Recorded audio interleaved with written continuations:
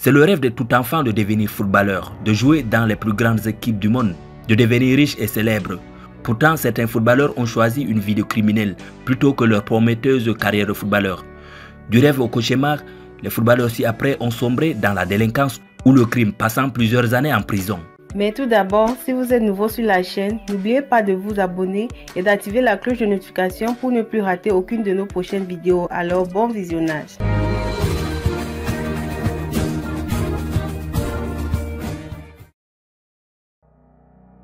Godwin Okpara.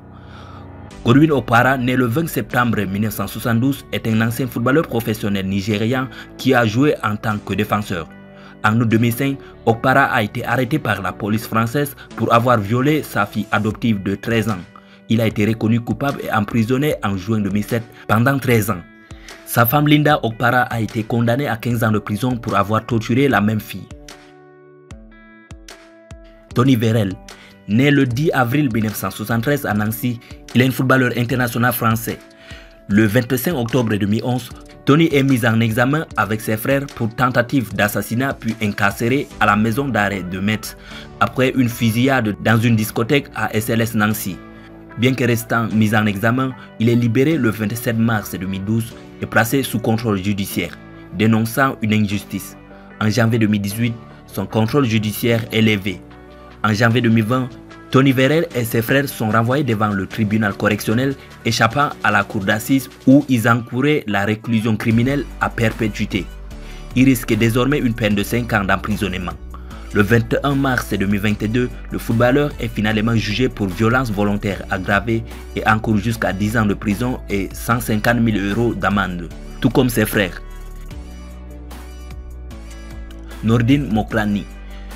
Ancien joueur professionnel de Valenciennes, il a fait 3 ans de prison ferme pour avoir décidé de se reconvertir en dealer après sa carrière de sportif.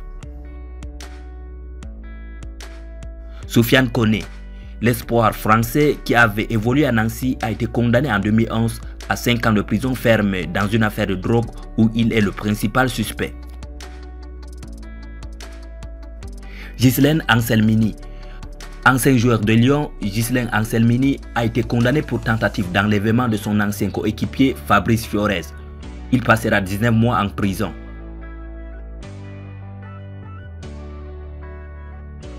Mancini, né le 1er août 1980, est un entraîneur et ancien joueur de football brésilien. En 2011, Mancini a fait l'objet d'une enquête pour viol à la suite d'une allégation d'une femme brésilienne à la suite d'un incident lors d'une fête organisée par Ronaldinho en décembre 2010. Le 28 novembre 2011, il a été reconnu coupable et condamné à 2 ans après avoir été reconnu coupable de viol par le tribunal de Milan. Adam Johnson. Adam Johnson, né le 14 juin 1987, est un footballeur professionnel anglais qui a joué comme ailier. En 2016, l'ancien joueur de Manchester City est jugé coupable pour attouchement sexuel sur mineur de 15 ans. Il est condamné à 6 ans de prison. Bruno Fernandes. L'ancien gardien de Flamengo, Bruno Fernandes, a été condamné en 2013 20 ans de prison pour l'assassinat d'une ex-maîtresse. Edmundo, né le 2 avril 1971, est un expert de football brésilien et footballeur à la retraite qui a joué comme attaquant. Connu pour son style de jeu tenace et son comportement agressif, ainsi que pour son habileté sur le terrain, Edmundo a également été impliqué dans plusieurs incidents hors du terrain tout au long de sa carrière. Il avait plusieurs désaccords avec ses managers et fonctionnaires et était connu pour les faits. En 1999, il a fait face à des poursuites par des groupes de protection des animaux après avoir engagé tout un cirque pour se produire dans son jardin à l'arrière pour célébrer le premier anniversaire de son fils. Lors de la fête, il a été accusé par certains individus de la presse d'avoir fait boire un chimpanzé à la bière et au whisky. Des images ultérieures de cela sont apparues dans les médias. La même année, pendant sa période mouvementée avec la Fiorentina, il a également échappé à une peine de 4 ans de prison pour conduite en état d'ébriété et accident de voiture lors du carnaval de Rio de 1995, entraînant la mort de 3 personnes. Pour son comportement, il a été condamné à 7 jours de prison avec sursis. Ruben Semedo. Ruben Semedo, né le 4 avril 1994, est un footballeur professionnel portugais qui joue comme défenseur central ou milieu défensif pour l'équipe nationale du Portugal. Le 30 août 2021, Semedo a été arrêté à la soirée à Oropos. La police a arrêté un deuxième homme, également accusé d'avoir conduit la jeune fille à la maison de Semedo où les actions auraient eu lieu. Le joueur a été libéré de garde quelques jours plus tard après avoir payé une caution de 10 000 €. Predrag Stanković, né le 17 septembre 1968 à Leskovac, est un footballeur serbe à la retraite qui a joué comme défenseur central. Après sa retraite, il s'installe en Espagne et devient agent de joueur. En février 2009, aux côtés du footballeur du Rayo Vallecano Carlos de la Vega, il a été arrêté dans le cadre d'une opération antidrogue à Madrid. Il a été condamné à 9 ans en 2014 pour contrebande de 950 kg de cocaïne dans le pays. Gilbert Bodard, ancien gardien du but belge, il a été condamné pour trafic de fausses monnaies et complicité dans un braquage.